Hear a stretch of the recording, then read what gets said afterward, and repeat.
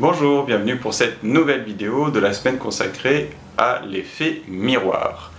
Aujourd'hui, j'allais dire même une fois de plus, nous allons aller observer dans notre entourage quotidien, personnel autant que professionnel, toutes les personnes qui ont quelque chose qui nous dérange, les personnes qui sont capables de nous mettre très rapidement en colère ou qui font vraiment toujours des choses, qui ont des attitudes qui viennent nous irriter, nous agacer.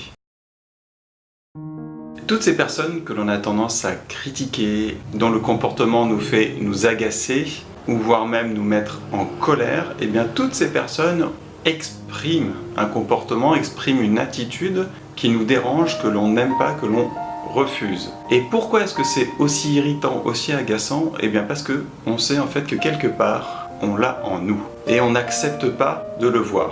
Ça fait en fait un phénomène d'écho, même de résonance. C'est-à-dire que ce comportement-là est vraiment très difficile à accepter pour nous parce que quelque part, on sait qu'on a ça en nous et on ne veut pas l'admettre.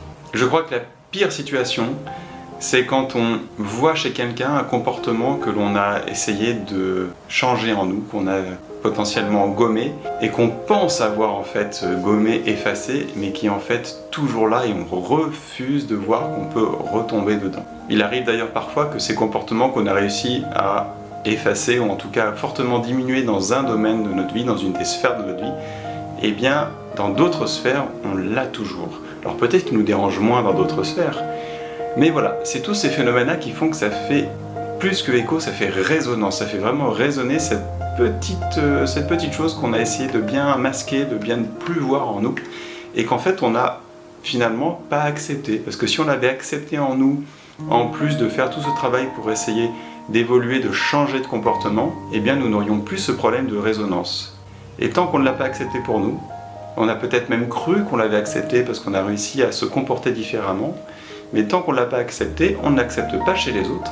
Et c'est pour ça que ça devient irritant, que ça nous met en colère, que ça nous donne envie de critiquer et qu'on peut-être même on critique réellement. Finalement, la seule question aujourd'hui, ça va être d'aller repérer toutes ces personnes qui ont le don pour nous irriter, de voir quelles sont les critiques que l'on adresse envers ces personnes, tant sur leur comportement que sur leurs mots, sur peu importe quoi. Et puis d'aller justement juste noter ça, et je pense qu'on s'en servira dans la prochaine question. Merci d'avoir regardé cette vidéo, je vous souhaite une très belle journée, et surtout comme chaque jour, prenez soin de vous.